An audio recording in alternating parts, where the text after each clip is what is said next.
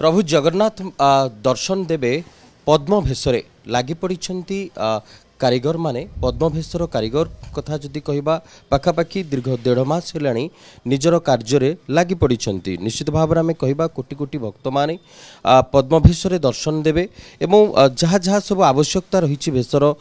स्थिति एवं जो भली भेषर प्रक्रिया कथा कहबा आम निश्चित भाव में पहुँचीचु से जगार जो प्रस्तुत करा जाउची भेष आम सीधा सड़क रही कारीगर रही आज्ञा कौन कहे जो कुपर्यंत गलानी भेष और कौन कौन सब चली प्रक्रिया ए पाखापाखि आमर 70 भाग प्रस्तुति हो सारे आउ केवल जो दर्जी सेवायत कना भी माने चूल धीरे पकई सारे आम खाली जिनस खाली खंजबार अच्छी आ मात्र पाखापाखि आ 2 दिन बा अच्छी पाखापाखि आम सांगे हाथ अच्छी से भितर आम संपूर्ण भाव काम प्रस्तुत करने आम संपूर्ण करने बस चल जाए ये जो सोलर आम प्रस्तुत करूँ हंस आउ करपलव कढ़ एवं गछ शिमुख पद्म छोट छोट पद्म संपूर्ण भाव में तैयारी सारे खाली यार खाली बाउंस लगे या स्टिंग चलो ए भेष पाखापाखि आमको 2.5 मास बा 2 मास पाखापाखि लगी जाए तैयारी प्रस्तुत करें आम जो पंडु पूर्णिमी ठू आम यहाँ अनुकूल कराए पंडु पूर्णिमी ठू पाखापाखि आम 2 मास 2.5 मास पाखापाखि लगी जाए आम भेष तैयारी करें भाव 2 रु अधिक मसरु अधिक लगी था ये भेषर प्रस्तुत करने आज्ञा सीधा सड़क देखुवे कि कौ भली भाव में जहाँ रीतिनीति रही प्रभुंर कारण सोलो एत प्राथमिकता दि जाए सोलर रही था कारीगर मानकर जो निष्ठा सहित करा जाउछि आज्ञा कौन कहे पूरा जो गोटे किंवदंती रही ये भेषरे जो जितेबाला दर्शन दियंती प्रभु केमती कौन आज्ञा रही किंवदंती यहाँ जो बड़छता मठ प्रथम महाराज मान सन्थ जी द्वारा कार्य प्रारंभ होता सी एकदा आसुता महाप्रभु दर्शन करने रास्तार हठात गोटे पुष्करणी देखिले अनेक सारा पद्म फुटी कारण यही समय पद्म फुटेनि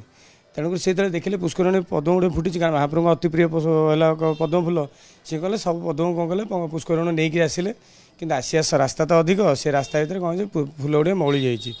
ये जो महाप्रभु से फूल गुड़िए देले से पंडा मैंने अशांति हेले जे अरे महाप्रभु आनीचु ये बासी फूल गुड़े नहीं जाइचु कहीकि फिंगिदेले फिंगिदेला कौन जो भक्त जन अति दुखित हेले जाकि महाप्रभु गरुड़ोत्सव पाखे कांदिकी महाप्रभु जनइले प्रभु एत कष्ट कर आइली आप लगेनि कि देखो से समय बड़सिंगार भेष होता है से पंडा हूँ कि सेठी जो मैंने भक्त हूँ से निजे भक्त हूँ ठिया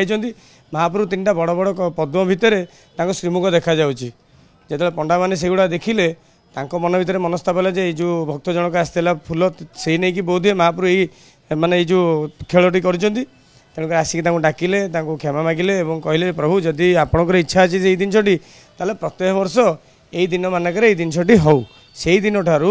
आमर अमावास्या ठारू श्रीपंचमी मध्य बुधवार किंबा शनिवार पड़े नेलीगोड़ और कलागोड़ में ये भेषटी करा जाए यार कौन दिन बार न था अमावास्या ठारू श्रीपंचमी भितर बुधवार किंबा शनिवार कलागोड़ कि नेलीगोड़ में भेषटी सुसज्जित हुए प्रत्येक आप जानी यही जो पद्म भेष क्षीर प्राधान्यता बहुत क्या यही भेषटी नु राति महाप्रभु भेष हो शोई पड़े तापर दिन सकाଳେ भक्त मैंने साण मेलार जिनटी को देखती